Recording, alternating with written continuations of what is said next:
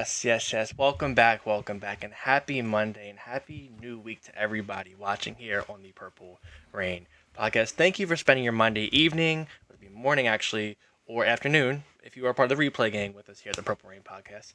You can follow us on Instagram at the Purple Rain podcast. That guy right over there on Instagram or on X at Sutton Def.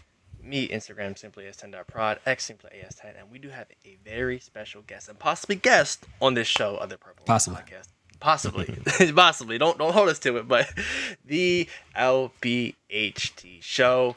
Welcome. We have Jose joining us here on this Monday edition on this episode 421. I think it's the first time on a show. 421 episodes. It's your first time here is first absolutely time. We got to make it more often. Yes, insane. But that's all. How you feeling, Jose? How you doing? Doing great, man. Glad to be here. Appreciate y'all inviting me on, man. We forget that the audiences always see us together, right? We talk a lot behind the scenes, so when people say, "Oh, you guys should work together," whatever, it's like, what are you talking about? I just talked to them yesterday, right? Like, it's one of those weird things. But glad to be here, man. Yeah, I mean, of course, thank you so much again for coming on. And you're absolutely right. We do talk a lot behind the scenes. So, like, don't ever get it twisted. If you're out there and you're listening and you're thinking, like, why doesn't this Ravens content creator collab with that Ravens content creator? Either it's already happened, you just didn't see it, or it's already in the works. We're all talking. Like, it's a big network here. At least with most of us, I'd say. But again, thank you so much for coming on. Again, guys, listen. Whether you're watching live or part of the replay gang, what I need you to do, scroll down, look at the title and the description of this video. LBHT Show, their channel is linked in both the title and the description. All you got to do is click. It'll bring you right to their channel. Make sure you hit that subscribe button because guess what? Let me tell you something. I said we talk a lot behind the scenes. These guys got a lot of big things coming down the pipeline, especially with this upcoming football season, next off season. These guys got it covered. The future is accounted for over at LBHT. So make sure you go ahead and subscribe to them. Check out their website, the newsletter. They've got so many things, so many cool things going on at lbhtshow.com. So make sure you check all of that out. And again, thank you so much, Jose, for coming on to this episode of the show. Be sure, guys, of course, be sure to like the video, subscribe to our channel as well if you are new. We'd appreciate that over here at the Rain Gang, giving you daily Ravens content as this offseason continues to trudge along. I mean, this dry spell part of the offseason is just like, oh my goodness, like it annoys me so much, and I'm sure it does with y'all too, because it's like we just want football to be back here. I mean, World Cup is here, that's beautiful and everything like that, but I've been kind of fiending for some American football. I'm not gonna lie. Alex might feel differently than me. I know he does, as a matter of fact. He's loving the World Cup. He's loving the soccer right now. But we'll get into that at the end of the show. But we do have some things to talk about here with this Ravens team. And I want to start here. ESPN actually put out an article earlier today talking about the top rosters, ranking the top rosters in the NFL going into the 2026 season.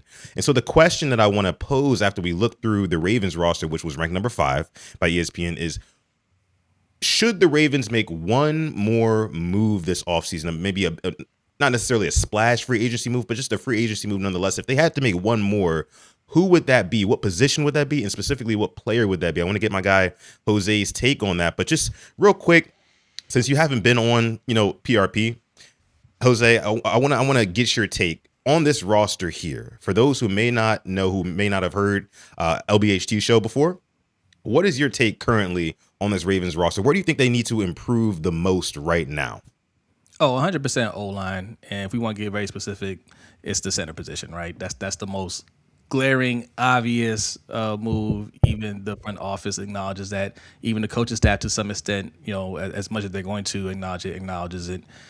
Like, we can't go through another season and Lamar Jackson isn't protected. It was so painfully obvious last year that the O-line didn't step up. It was obvious in previous years before that the O-line wasn't doing their job. And it was a point of contention for the owner, Steve Bisciotti, when he did his press conference after firing Harbaugh, that the O-line just didn't develop the way they're supposed to develop. So there is expectation, even though we don't see it on the roster right now, there's expectations for this O-line to play better. Now, are they going to be better than last year? Look, we had 2 of the worst guards in the league. All right, we had 2 of the worst guards. One of them's gone. One of them's still on the roster, but we drafted Vanga extremely high, and we have high expectations for him. We brought back John Simpson, who is not great. He had his worst year last year in his career, but is he better than Falele? Absolutely. Now, the center position, we expect a downgrade because Linderbaum is one of the better centers in the league, and we don't have a starter on the team. Not to say that none of these guys can step up. Javon Gwynn, what's this guy's name? Pinter, Danny Pinter, Corey Bullock. Maybe one of these guys could step up and surprise us, but that's not really how you want to go into the season, hoping that these guys step up. You want to have some insurance there. So a free agent that we've been looking at for a while is Graham Glasgow. More of a guard. He had to play center last year. Didn't play great, but he does have that experience, and I think he'll bring a little stability there. Another person that we looked at in terms of a trade target was Cesar Ruiz from the Saints. We did a video on that as well. And there's some other options out there. Something before we started, you mentioned Ethan Pocic. I wouldn't be mad at that either. But we got to have some veteran presence on there that has actual starting experience, not just 5 games over however many years. But I got you. But yeah. O-line is definitely the place we need to focus on.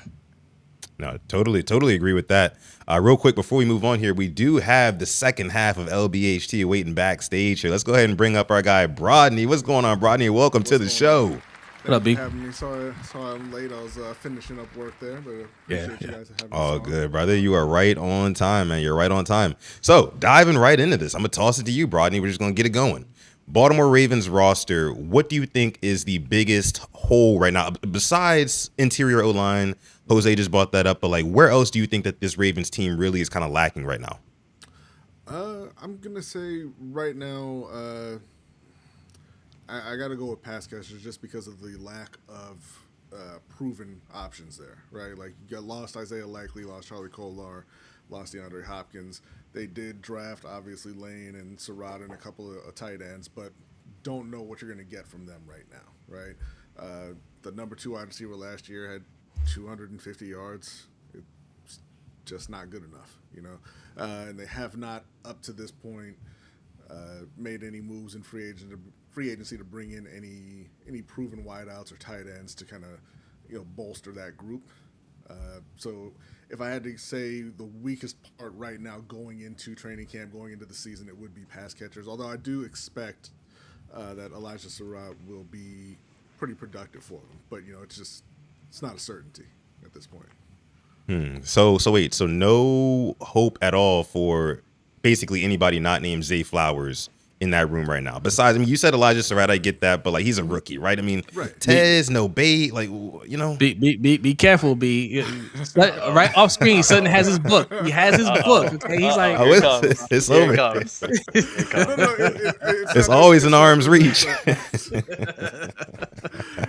It's not that there's no hope for any of the other guys in there. It's just that if we're talking about, where they could improve, I'm looking at guys who have done it before, right? Edge rusher, they went and got Trey Henderson. That's a guy we know is a double-digit sack guy, right? Matabike, hopefully coming back. Obviously, it's a question mark with the injury, but you know what Matabike can do. We know what the guys in the secondary can do. We know what Derrick Henry can do. We don't know what Surratt can do. We don't know what Jacoby Lane can do.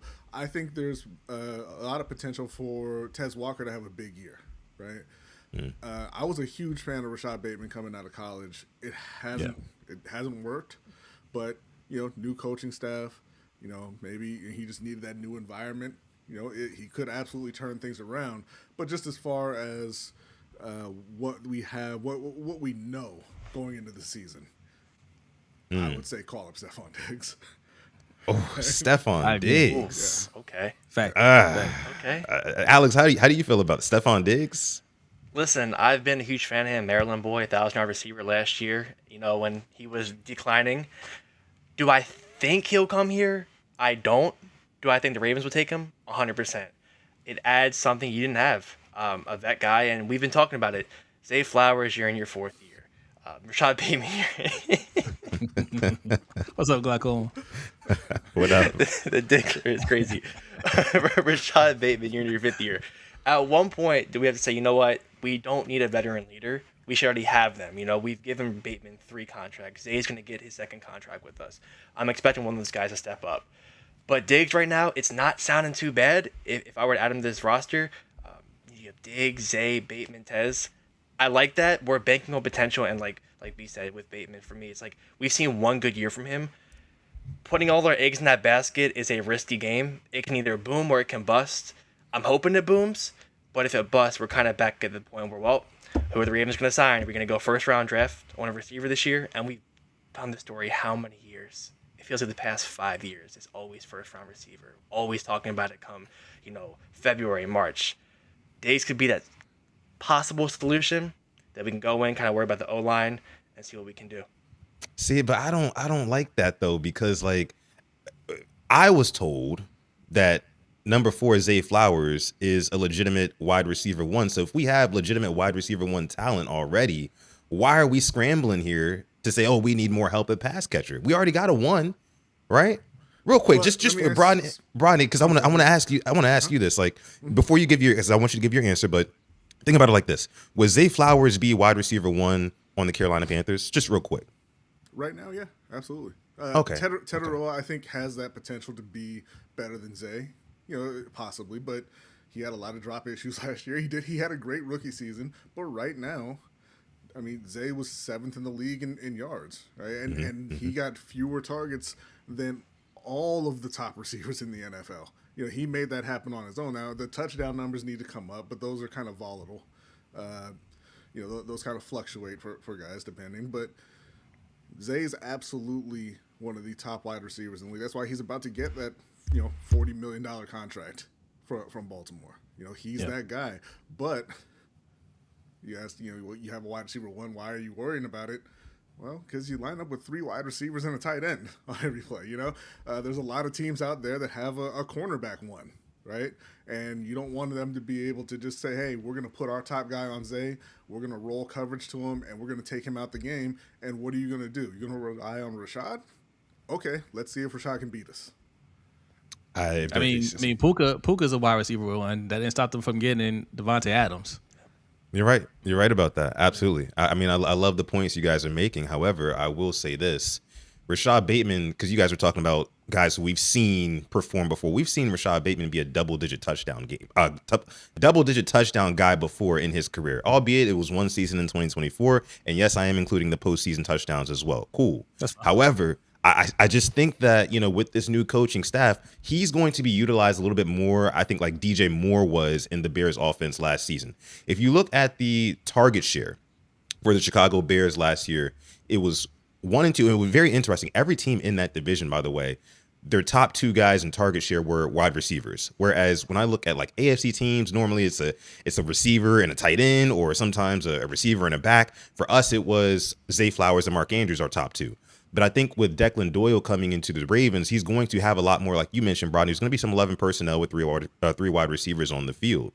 So Bateman's going to get that clear 2, if not 3 spot, right? I mean, maybe one of those guys steps up, Lane or Surratt, and they overtake the 2 spot, whatever. But I just think that he's going to have those opportunities. And then I think with the offensive line not possibly being as bad as it was last year, that is also going to open up more opportunities for Rashad Bateman, especially in the red zone. So a lot of people are sleeping on him. This is why I got my book now. Because, once he starts scoring touchdowns, like I need everybody to stay on that side. What do you mean when you say opportunity? Opportunity as in like target share? Okay, because he plays, right? He's the number 2. He plays the majority of the snaps for Baltimore. He didn't get many targets last year. He got 38. He only caught 19 of them. Like that's not good. You can't ask an ex wide receiver to get in a rhythm when he's getting the same amount of targets as Justice Hill. You just can't. You just can't do that. You can't ask your offense to keep targeting a guy who's catching 50% of his targets though either. Well, I mean, I would also go ahead, Jose. I'm sorry. I'm gonna ask this, right? Like, sure, yeah. I mean, listen. It's Team Rashad Bateman over here, okay? Right? Team Rashad Bateman. But let me ask you this: do you think Rashad Bateman is a better wide receiver than Stephon Diggs? Do I think he's a better wide receiver than Stephon Diggs right now? No.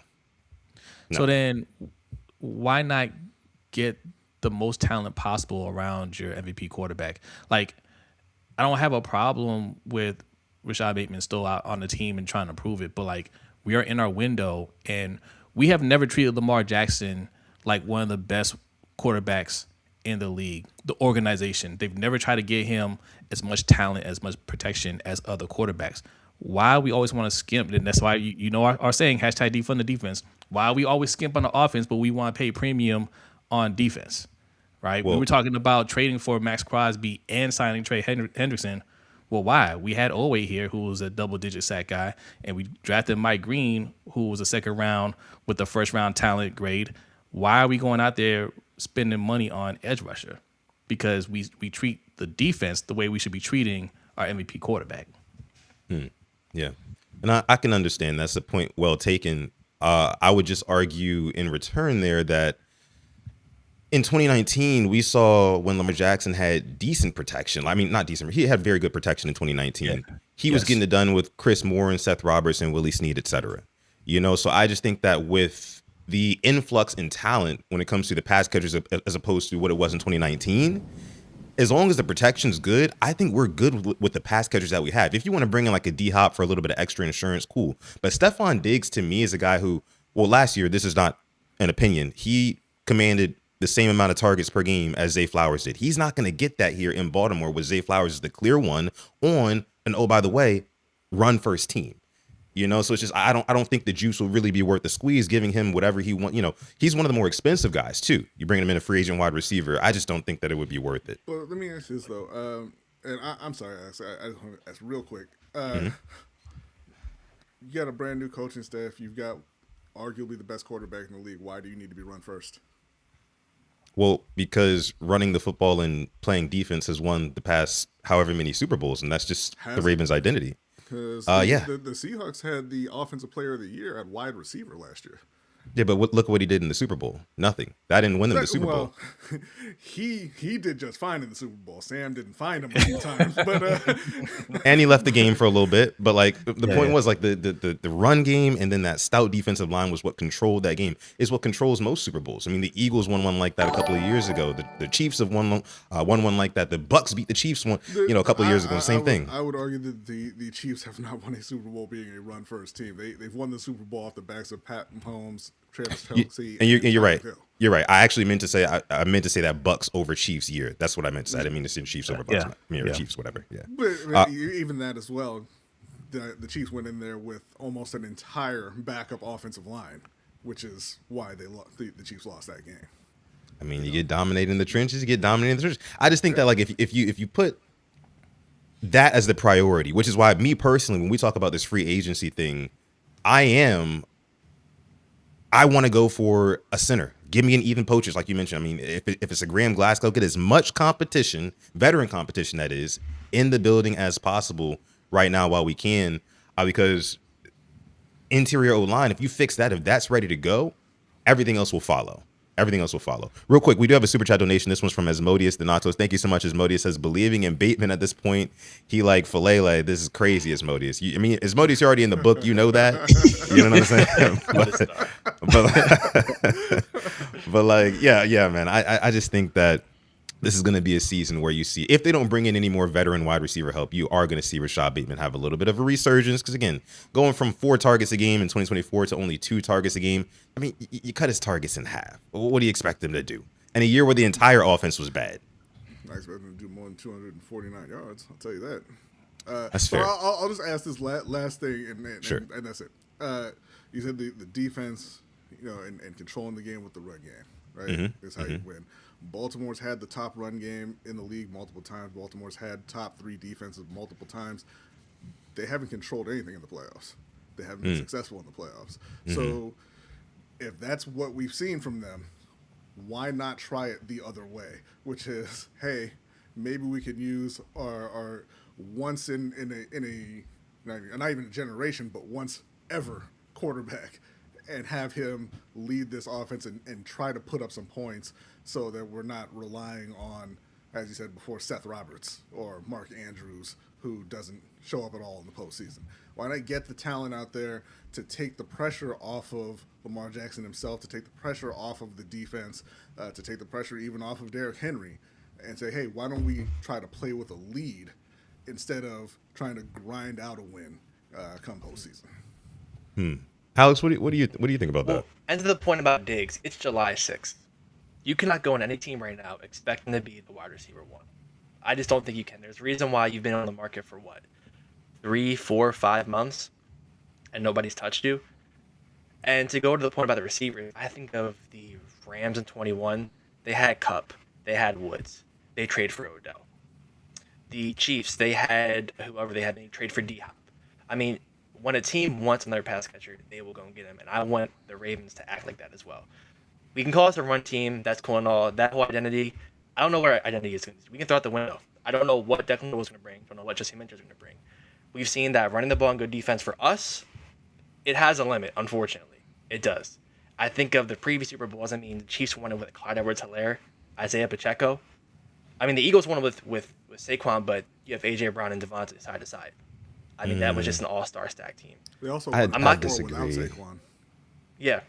And they got to Yeah. put up 35 points with who? Kenneth Gainwell. I mean, he had a resurgence with the Steelers, with all due respect, but it's not Saquon. See, I don't like this idea, guys, that like defense matters less, than like being more explosive. I just think that, yes, there has been a ceiling with the Ravens and being able to run the football and play good defense in the playoffs, but it's not because of anything else other than the fact that the defense doesn't show up in the biggest spots like how they need to. Like, they don't force turnovers. They don't give Lamar Jackson short fields, right? That is something that I think Jesse Minter can install into this defense and make them more opportunistic and make sure our turnover differential isn't in the toilet like it was last season. And that will bode well for our defense when it matters most, aka in the playoffs. So I think that that's kind of like what we were missing here. I don't think it's necessarily a bunch of other pass catching weapons. I don't. Because we've seen, again, Bateman has scored touchdowns in the playoffs for for Lamar Jackson, Nelson Aguilar. You know what I'm saying? Like, he's gotten the ball to multiple guys in the playoffs. It's just a matter of like complimenting Lamar Jackson. The defense has got to compliment him. I mean, I have a question. Go ahead. Sure. Yeah. Jadeveon Clowney or Stephon Diggs? You can sign one. Who are you picking? Oh, give me Clowney. We have 187 million I'm of sorry, cap on this defense today? right now. Give me Right Clowney. Yeah. Right. Right now. Right now. Right now. Today. Right now. Today. July At 6th, no 2026? point in their careers would I sign Clowney over Diggs. I'm taking. We have Jadeveon Clowney. 187 million of cap on this defense right now. I'm bringing Diggs. I'm Like, bringing in why- Clowney And to the for a point cheap about- deal. And to the point about the defense, like the Seahawks had arguably the best defense in the league last year, right? And a lot of people will point to that defense and say, hey, look, number one defense, they won. But when they came up against the Rams, they were giving up 27 a game, right? In the 3 games that they played them. They had to outscore LA because LA rolls out there with Matt Stafford, with Puka Nacua, with Devontae Adams, with Kyron Williams, and 2 or 3, decent tight ends. You can't shut them down. They've made that impossible. And so the Seahawks had to counter with, hey, we've got Jackson Smith and Jigba. We've got whatever's left of Cooper Kupp. We've got Kenneth Walker. And they have to go out there and they have to put up points because they know they're not going to hold the Rams under 20. They can't do it. So they have to go out there and they have to put up points when they play a team like that. When teams come to Baltimore, they know, and they've proven multiple times, that no matter what you look like in the regular season, they can shut down your offense because you don't have special players all over that field. You've got Lamar, and recently you've got Derrick Henry. And of course, very, very recently, Zay's come on. But when they've gone to the playoffs, they're throwing it to guys like, no offense, but you're throwing it to guys like Rashad. You're throwing it to Mark Andrews, who's never scored in the playoffs. You're throwing it to Seth Roberts. You're throwing it to Deshaun Jackson. Like, these guys don't scare anybody, And that's why Baltimore has not been able to sustain offense in January and February. To B's point about Jackson Smith and Jigba, right, and to your point, something about him not doing much in that Super Bowl, he still commands that respect from the defense, right? So that opens other things up for everybody else. When you don't respect you don't respect the wide receivers, you can play up, you can play tighter. It just makes it that much harder. You got to have threats on that side of the ball that the defense respects, and Zays is emerging. We're still holding out hope for Rashad Bateman, and we can do that. Like it doesn't have to be like a one or the other thing, but you gotta have some sure things out there as well. So that's why I think it's important to get somebody like Diggs that people know what Diggs brings. There's no doubt about what Diggs can do on the field. None. Even coming off an injury, we know what he can do, right? If we have Diggs on the team, we may not like his attitude, we may not like the off the field antics. I get all that, but when he gets on the field, there is a level expectation with Diggs. If he doesn't perform to that level, we're going to be getting on him for that. Anybody else outside of Zay, we're going to be making excuses for. Well, it's just there were some rookies. Oh, well, he didn't get enough target. He needs to play it a certain way, whatever. There's none of that with a caliber player like Stephon Diggs. And that's what Lamar needs out there. We're in our window to win a Super Bowl. Get as much talent as humanly possible.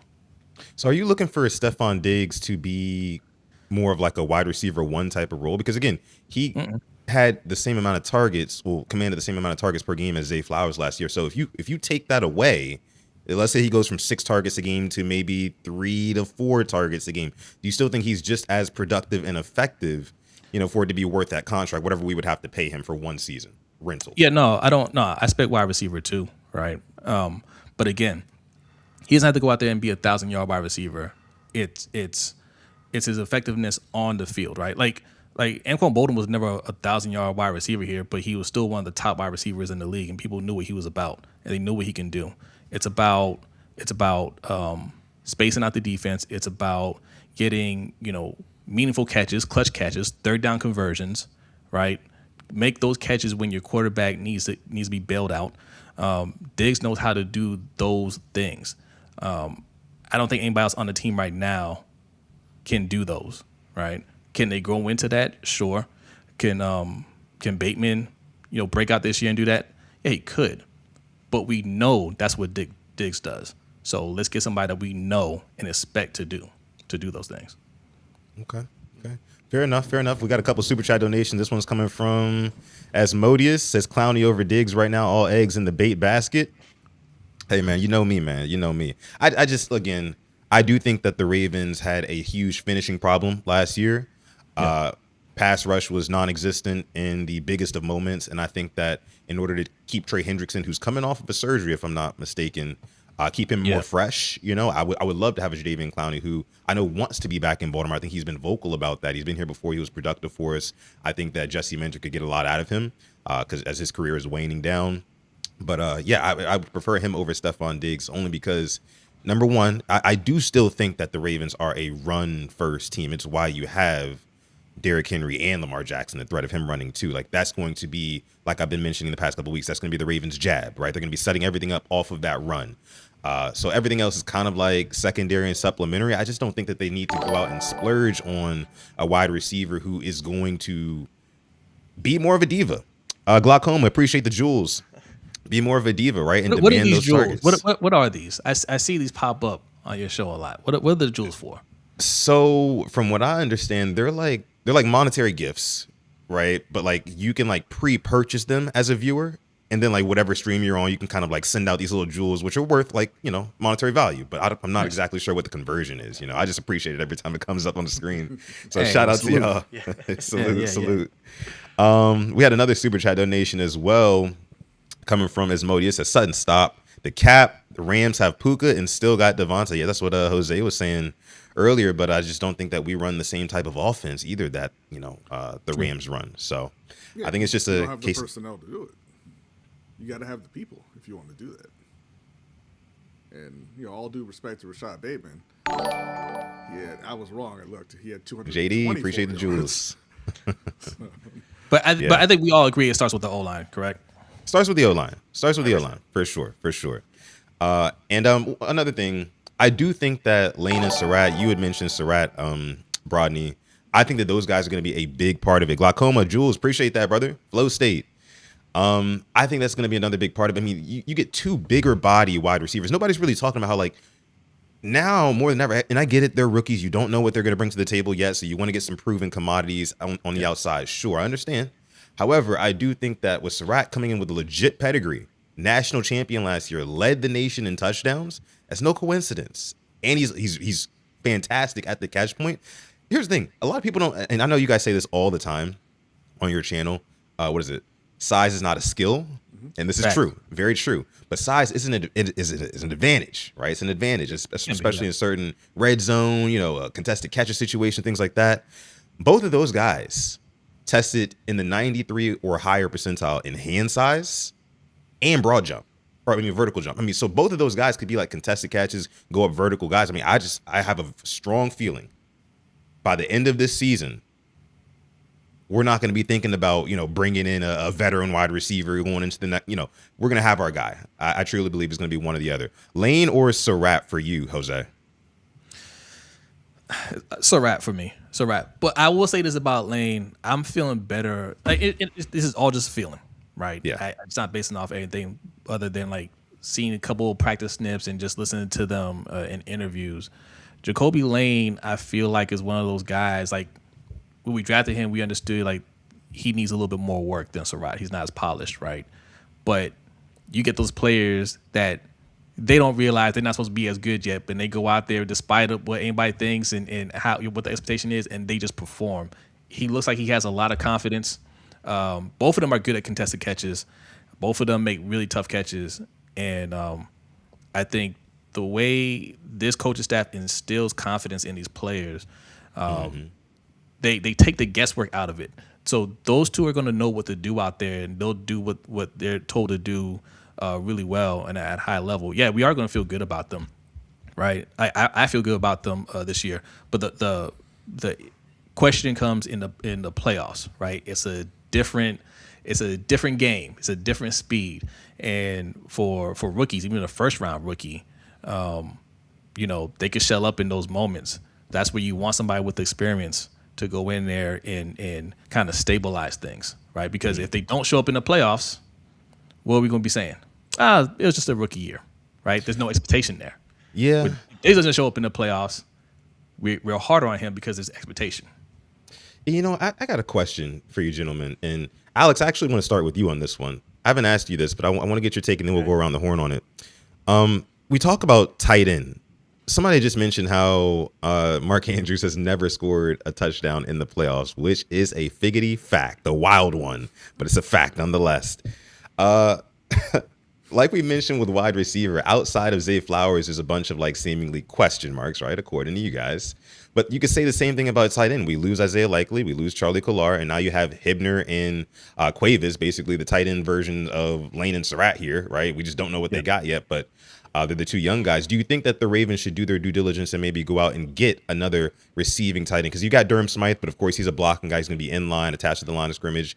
Darren Waller was a guy who is still a free agent. You can get him for pretty much pennies on the dollar right now. It'd be a full circle moment, him coming back to Baltimore. And he has 6 touchdowns. I mean, he had more touchdowns than Mark Andrews last year in only 8 games played. So what do you guys think about the current tight end room? Should they pursue somebody in free agency at that position?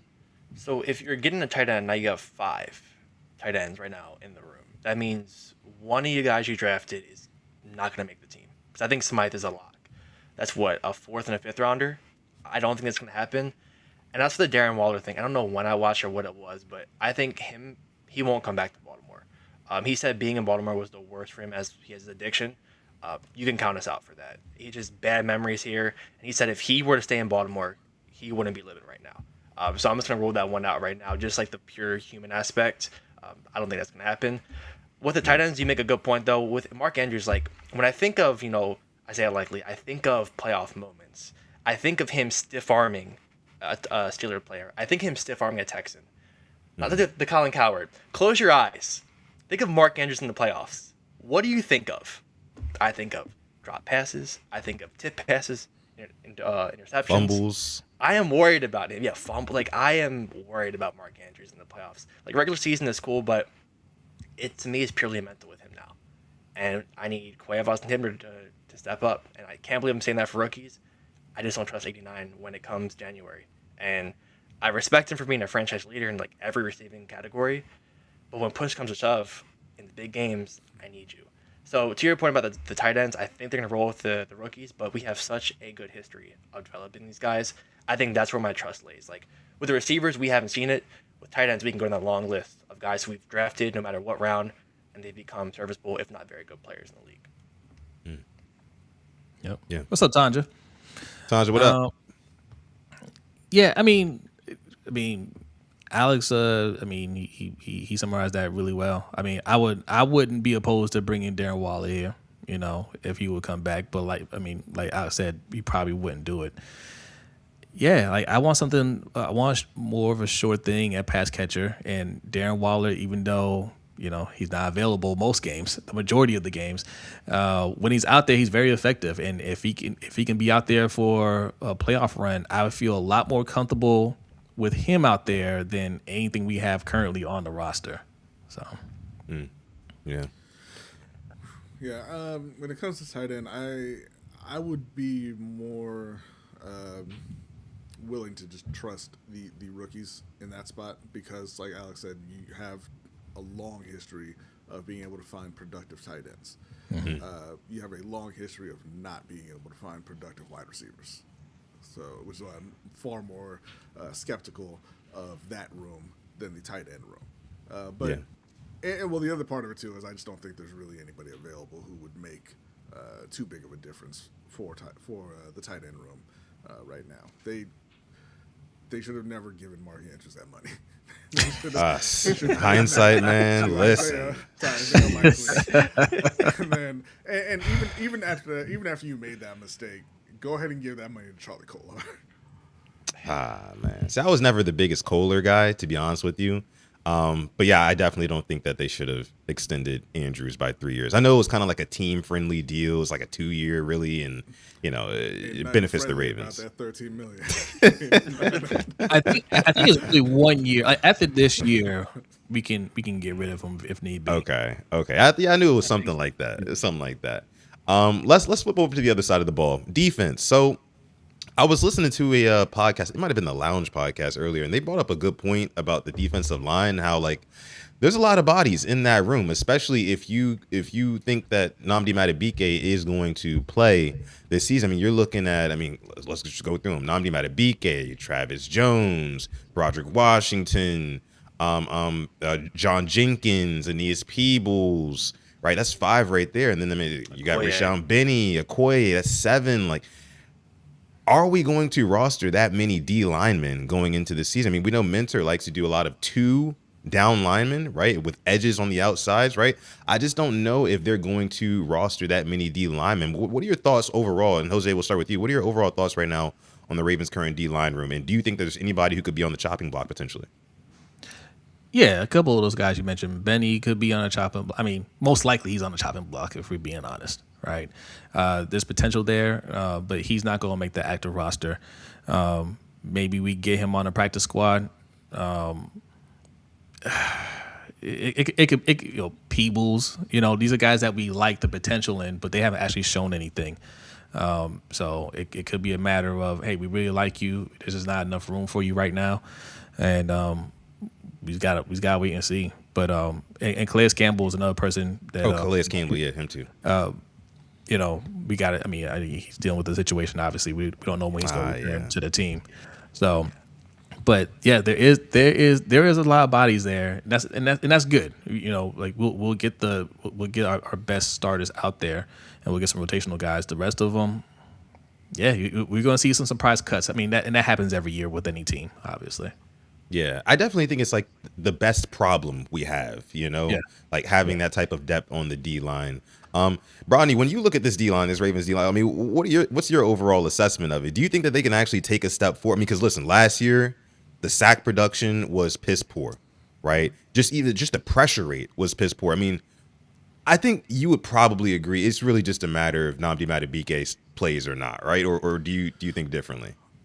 No, I think Madubuike is obviously going to make a huge difference for them. I think the biggest difference is going to be just having Jesse Minter and Anthony Weaver as opposed to Zach Orr. And that's nothing against Zach Orr. I think he was just not ready to be in the position he was in. And plus, you lost a lot of well, we lost all of the other experienced defensive coaches at that point. So Yeah. I think just having that new staff with Mentor, with Anthony Weaver and a lot of the assistants they've hired is going to make the biggest difference. But yeah, getting a guy like Matabike back is a huge deal. In terms of who may be on the block, did you guys already get rid of Broderick Washington? Or Nope. we still Nope. waiting on that one. I'm going with Broderick. I'm going on Broderick Washington.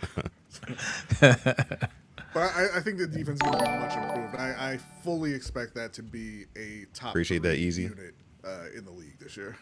Yeah. Yeah. I mean, I do too, especially considering the fact that Jesse Minter is so good with like getting pressure with four, and like, Yeah. I think he does a really good job at like putting offensive linemen in blockers in general, like in no man's land. Like he will get pressure. Like you could have 6 in pass protection. He'll only be bringing 4, and somebody will still get pressure. So it's like you just got 2 extra bodies out there who like aren't accounting for or doing anything, right? Like it just creates such an unfair like math equation, you know what I mean? Because at that point you've got like 7 guys out in coverage, you've got 6 guys blocking in front of you, and like they're still getting pressure with 4. I feel like, and especially, and I don't want to go off on too much of a tangent, but I've been saying this. I don't know if you guys are thinking the same way as well, but like with the way that Jesse Minter loves to disguise his defenses, right? Like basically you don't know what the defense is in until after the ball is snapped, right? Yeah. Guys are moving up and and far away from the line of scrimmage, right? They're rotating coverage, they're rolling coverage at the last second, things like that. The Ravens play a lot of young quarterbacks in the first 2 months of the season. Do you think they're going to be able to handle that along with the pass rush that is Trey Hendrickson? And then, you got Zion Young, the young stud. I mean, we don't know what he's going to be yet, but we hope he's a young stud. Mike Green, we expected him to take a step forward. And if Nnamdi Madubuike and Travis Jones play, a lot of those young quarterbacks in the first 2 months of the season are going to be in hell. I want to shift gears here on the conversation, guys, because I want to talk about some World Cup stuff too before we real wrap quick, up. about this D line, real quick. Okay, go ahead, Alex. My bad. Broderick Washington has a $5.86 million cap hit. He's making more than Derrick Henry this year. Whoa. You get rid of him, that helps you get one of the guys we were talking about earlier, free agent. Is that a fact, Yes. Alex? That is, before Calais Campbell was signed, he was top 10 in cap hit this year. He's now 11th. 5.86 mil. More than Hashtag guys defund like the defense. Derrick Henry, I can't Travis defend Money that on one. the side. 187 defend- mil in defensive cap. Just like, Jeez. putting it out there. That's nasty. That is nasty right there. Okay. I mean, all right. So, I just want to get into the overall expectations for this upcoming season with the Ravens. I have been on record saying that this is a basically winner now, like a Super Bowl or bust type of season for the Ravens. And the reason being is this. I think the floor for this team is very high, and even if this team reaches their floor, which I'll say their floor, maybe 8-9 wins, I'd say. Even if that were to happen, if the offense even looks slightly better than what it did last season, which I expect it to, guess what's going to happen? Declan Doyle is going to get poached, right? I think that's going to happen, like regardless of what happens this season.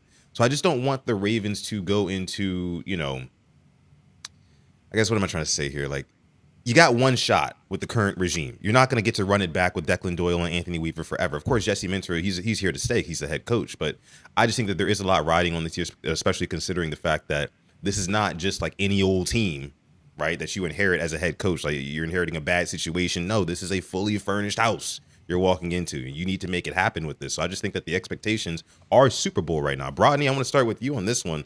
Do you think that it is a Super Bowl or bust year for the Ravens? Meaning, if the Ravens don't win a Super Bowl, it was a failure of a season, because I do. I don't think so. I get where you're coming from with the talent, and man, y'all got the easiest schedule I ever seen. Y'all starting 7 or 8 or no. Yeah. But I think it's those expectations are too much to put on a first year coach. Like Mike McDonald did it. Obviously, that is an outlier. Usually, when you have kind of that much turnover, you're not going to be able to take it all the way in that first season. Also, The AFC didn't put up much of a fight, if we're being honest. So I don't think it should be Super Bowl or bust this year. But I do think within that first 3 years, we should see Baltimore raising that trophy. Also, I don't know if you've seen, but if you watched our show, you would know that I have already declared that Bryce Young is winning a Lombardi before Lamar Jackson. Now, I want Lamar to get that trophy. I want Lamar to get that trophy, but it's gotta come down to Charlotte first. All right. Oh my goodness. Listen. The Panthers making it to the playoffs last year and the Ravens not making the playoffs does not help my argument against what he's saying. Okay? Won that division at what, like 8 wins? Yeah. Sure did. Hey, you know what? Listen, all 8 wins ain't created equal, all right? Because y'all missed the That's playoffs true. with That's them true. eight wins. You know what? That's true. Just speaking on the Panthers, clearly they still have some work to do, but what we've seen over the last couple of years is them stacking on top of what they built previously and successfully doing that, right? And last year, you want to talk? I've never seen a team so up and down. Like they could have a ugly beatdown the week before, and then go into Green Bay and beat Green Bay, no problem, right? They can turn around and lose again, and then they turn right back around and beat the Rams. Like that's just the season that they had, and it shows like their level of inconsistency. Like they can lose one week and it doesn't affect them mentally, right? Like they can just, hey, whatever, bad week, we'll be back next week, and they show it. So they play with a lot of confidence, and now they've added even more talent. So I think you'll see a lot more consistency from that team. They'll play at a much higher level this year. But I mean, my thing is though, like, what's their plan for running back though? Who's their running back? Isn't it Right Chuba now, Hubbard? Chuba Hubbard with Jonathan Brooks coming back off of his torn ACL. Just real quick, Tila's asking how she can mute me. If you look in the top right-hand corner, click the X. You'll be good to go. No, we can't lose Tila. She's a moderator. We can't lose Tila. Yeah, so obviously it's a bit of a question mark there. Chuba has done a good job over the last couple of years. He was over 1,000 yards 2 years ago. Last year he had some injury issues, and obviously Rico Dowdle took over for him. They have revamped the O-line. They went into the draft. They drafted a couple of linemen there. They are looking right now like Jonathan Brooks is back close to 100%. Obviously, they haven't played any games yet or anything. It's just been mini camps or whatnot. But he looks like he's moving at a different speed than the other guys out there. And it's been a while, so people forget. He was the first running back drafted a couple of years ago. He was coming off of an ACL tear, so he didn't start the season. He came in, he had about 9 touches, tore his ACL again. So it's been a rough road for him. But if he can get back to 100% and be the player that they thought he was coming out of Texas, then that's a game changer for their offense. Now, if he's not able to do that, if he's not able to get back to 100%, if he's not able to stay healthy, you've still got Chuba Hubbard there. They went and they signed A.J. Dillon. They have Etienne, and I can never remember which one he is. I believe it's Trevor. One of the Etienne brothers. But so they'll have solid production out of the backfield. Not spectacular, but that's why they really kind of solidified the O-line and hit that wide receiver room. They've got Ted. They just signed Jalen Coker to a long-term contract. They drafted Brazel. And they kept Xavier around just in case. So we'll see there. But like they're adding a lot of weapons or a lot of players who they feel can positively impact the offense. So they're not relying on Jonathan Brooks being back to 100%, but it's looking like he's getting there. Got you. Real quick, super chat donation from Don C. Shout out to the Don dropping the 5-piece in the chat, making it rain here on this episode of the Purple Rain podcast. He says PRP and LBHT is a big freaking deal. Much love, Sutton, Jose, Alex, and Brodney. Appreciate that, Don. Appreciate you so much, brother. Let me see. Frank says, I think Carolina is a playoff team. I just don't know if they are a Super Bowl team. Yeah, I mean, lots of competition in the NFC. Yeah, lots of competition.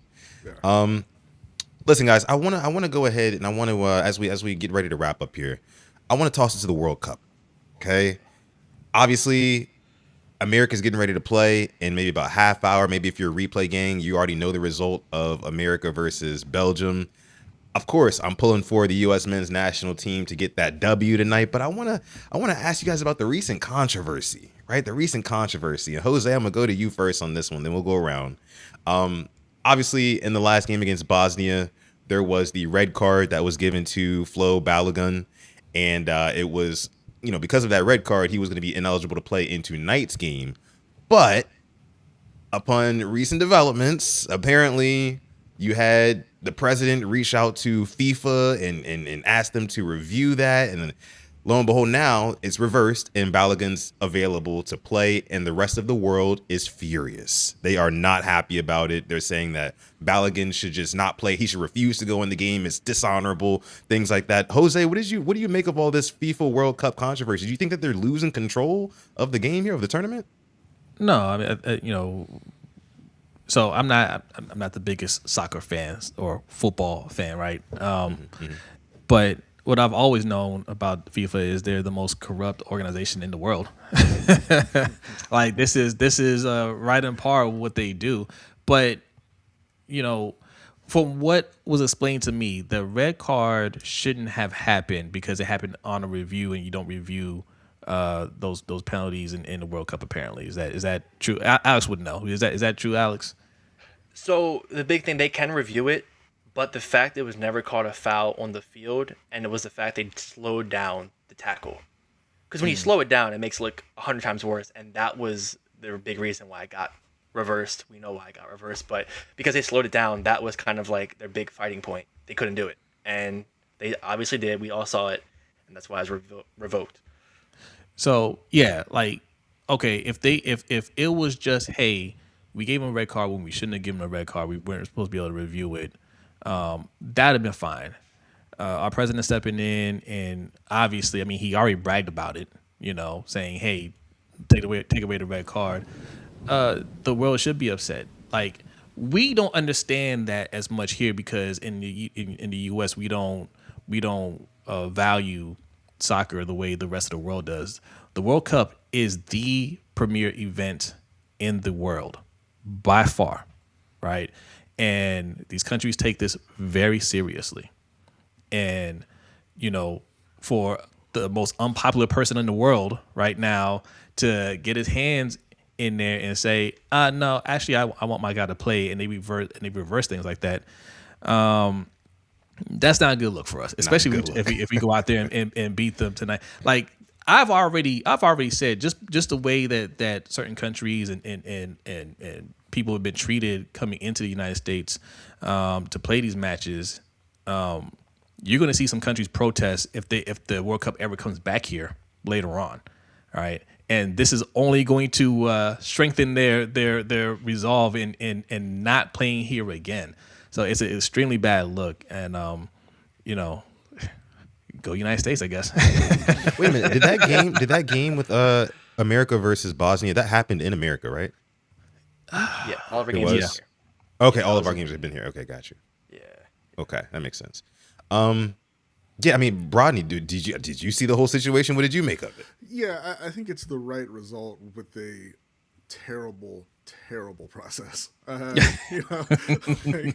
It's about Alex's point when they slowed it down. I saw they slowed it down. I still didn't think it should have been a red card even at that point. But having the government step in and be like, hey, you might want to take another look at that, and then immediately folding, it sends the wrong message.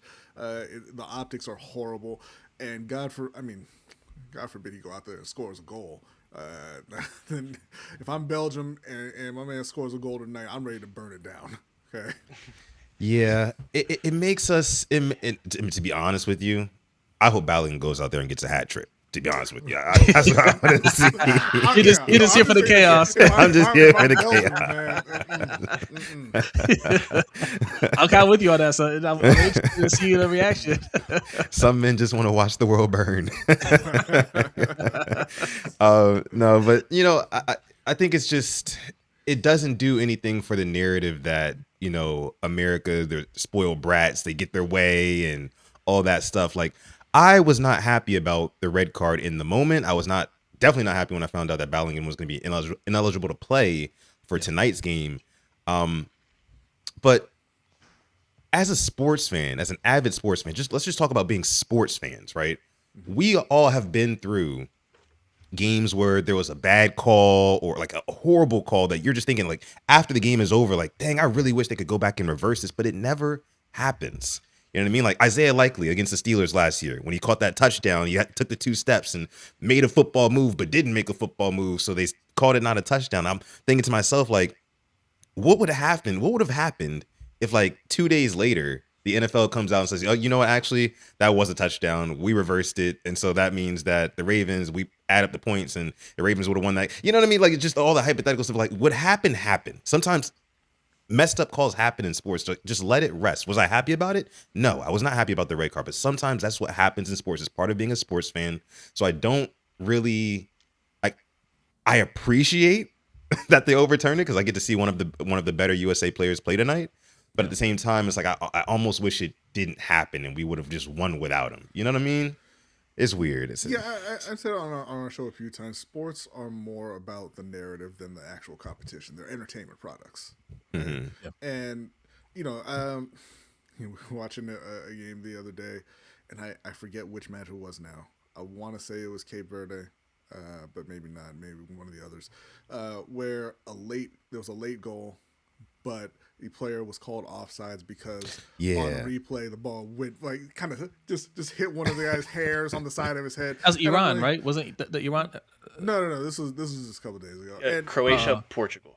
Okay. Thank you. Kyle's rooting hard against Portugal, but in a situation like that, they may have gotten the call correct, right? They got the chip in the ball, and they can see that it was touched and all this stuff. That doesn't help the game at all, in my opinion, right? If you're watching it, you don't see that ball hitting him. You don't see him having a touch on the ball. You don't see the direction changing. All you see is, hey, we're gonna go over here and take that goal away and take away this moment that would have been, a lifelong memory for everybody watching, because there was this little tremor on the chip that we have installed in the ball, and it was just sorry about that. It was just it's a bad time overall.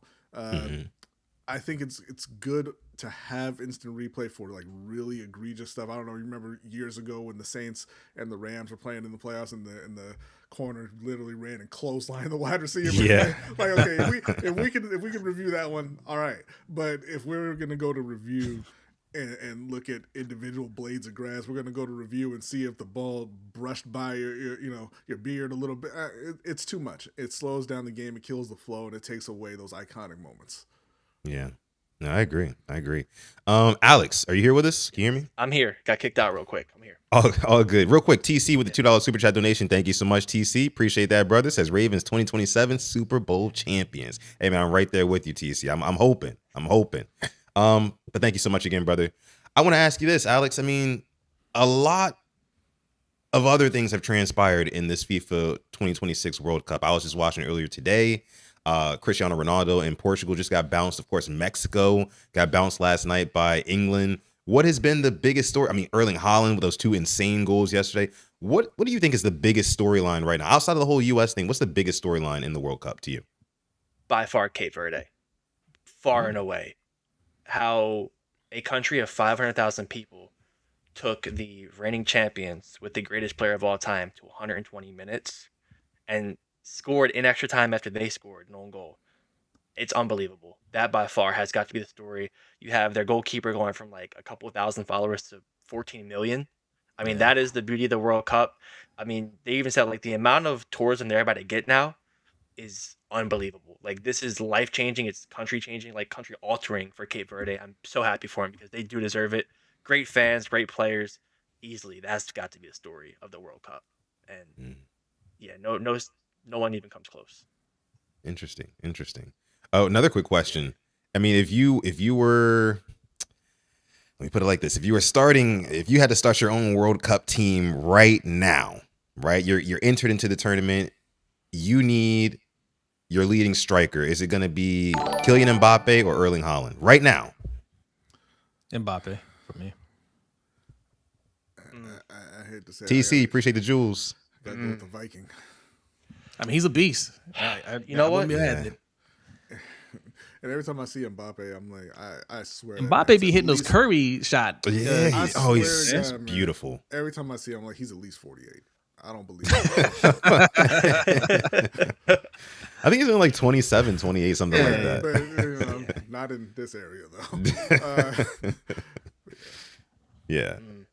Alex, you're over there thinking long and hard over there. I am. Okay.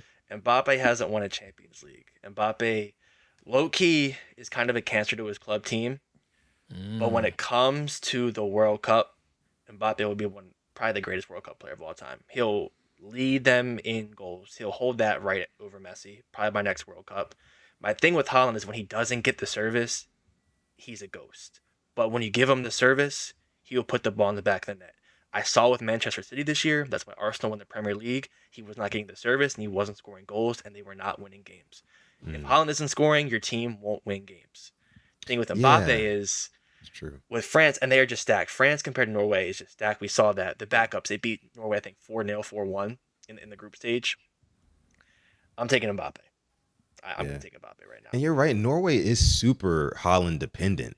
You know, like if it's not him, like they just look like, I mean, for the first half of yesterday's game, I was like, okay, I found myself like damn near dozing off. I'm like, oh, they're not even getting in position, like scoring, like attacking position. And Holland's just kind of walking around, pacing back and forth. Now, of course, they opened it up in the second half, but that would concern me if I was if I was Norwegian and I was hoping that they would win the World Cup, because I just think that at some point, chickens are going to come home to roost. You're going to find yourself down a goal or two, and can Holland put on that cape and bring them back? Right? I don't know. I don't know. But we are talking about just starting our team, right? I'm not picking Norway. Sure. Yeah. You're right. You're right. Yeah. You're right. I'm gonna pick France if we're picking teams. For sure. I just kind of got off on a tangent based off of what I was seeing yesterday in the game, and I was just like, man, like I love this Holland dude. I mean, he's great. He's like, I called him the Josh Allen of soccer, right? But like, He's won something. A lot. That's the difference. He's won a lot of trophies. Facts. Hey, Josh stole that one. You Yeah. got credit for that. You're right. Fair. And then of course you've got Lionel Messi turning back the clocks as well. I mean, I think Messi, Mbappe, and Haaland all have 7 goals right now. And Harry Kane, I think. Kane's got 7 too. Yeah, he's been doing his thing as well. So man, I mean, the stars came out to play for this World Cup. I'll say that. It's been really good. I think for Holland, Norway, they play England next. England's defense is not good. I wouldn't expect Holland putting up two more goals. I think next game he'll put them up. England's defense is just Swiss cheese. There's no communication in the back. It'll probably be like a 3-3, 4-3 game. No defense will be played. So get ready for that one. Alex, can I ask you something? What happened in Mexico last night? Because I want to ask you about this too. Did you hear about them like outside the hotels of the England players like the night before? That's and, like, normal. Keeping them. That's normal. That's normal in Europe. Oh wow! Yeah, toxic like out for big there. champions. Okay. Yeah, for big Champions League games, they find the hotel. They set fireworks off. I love it. True. You know, everything that we think about American fans and like the like how crazy you think we are, it's nothing compared to soccer fans. Like nothing. The stories that this like me and B usually cover these stories in the off season because there's not a lot going on in American football. You could always find a story about something crazy going on in soccer around the world. All right. They have us beat by far. Oh yeah, for sure. I mean, when I saw that the ratings, there was like over 5 billion people watching the World Cup. I mean, that's literally over half of the human race, like on the planet right now. Like that's insane to me. I saw a picture. I was on Instagram earlier today, and I saw a picture of Erling Haaland. He made a selfie. It was like a selfie post. And I don't follow Erling Haaland, but he's been so, I guess, like popular. He just kind of popped up on my feed. Just a selfie of Erling Haaland. 18 million likes. That is insane. Like that is insane. You just don't see that on Instagram, but it's like, bro, like there's so many people who, follow and love this sport. And that's why when you watch the games too, look at the emotion. Look at the emotion on people's face. Like you got grown men crying, little girls who you're like, do you even understand what you're watching? Like crying, like literally. It's wild, right? Wild because most of the fans here are like, who's that? Yeah. You know what I'm saying? Like, yeah. Man. It's like, who? We're so isolated over here. It's crazy. We are over out here out west, right? We have our own Yeah. American football. It's so arrogant of us, right? You know, it's like They love soccer, it over we there, don't do though. that. Yeah. They love it. They pack out the stadium. So Yeah. Yeah.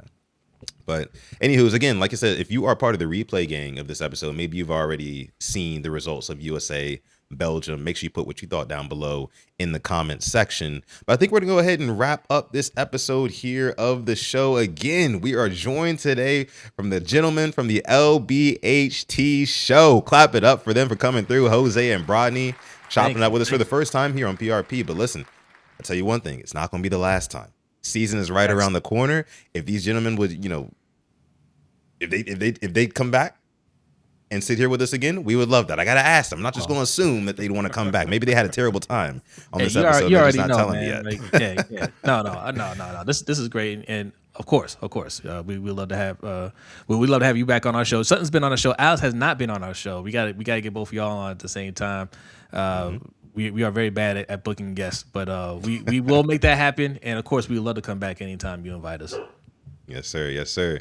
So let us know where we can find you. Like I said before, guys, in the title and in the description, their channel is linked. So it's just as easy as that. Click on the link and it'll take you right to their channel. Hit subscribe, go to their newsletter, their website, all the things that they have to offer. And like I said before, they've got a lot coming down the pipeline. So make sure you stay locked in with LBHT. But is there anything else that you would want to share with us that you got going on maybe for this upcoming season, your plans, like, and where can we find you? Like, if I haven't mentioned it already. Oh yeah, I mean you covered most of it. Every Wednesday night at 7:45 p.m. Eastern Time is the LBHT show. We followed up with the Overtime show where we talk we talk about all kinds of things on the Overtime show. That's on our Patreon, patreon.com/LBHT show. The website, that's a big one, and you Sutton, we've been working on some major things for the upcoming season and after the season. I'll just put it that way, but. Keep checking in. Subscribe to the newsletter. That's where you get the latest news. LBHTshow.com. Also, we do a morning show. Myself and Hendo from the Road Pod. It's Jose and Hendo in the morning. It's from Monday to Wednesday for now. We're more likely going to extend it to 5 days a week as we approach the NFL season. So, a lot going on. Check it out. Yes, sir. And Brodney, real quick before we get out of here, record prediction for your Panthers, realistic. Yeah, so we did our early season predictions. I have them. I think they have a tough schedule for sure, but I got them at 11 wins, winning that division at 11-6.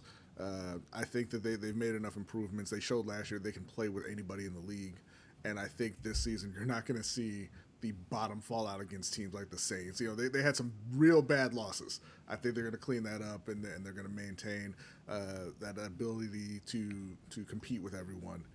The talent is catching up with the attitude in Carolina. So it's going to be a great season. Gotcha.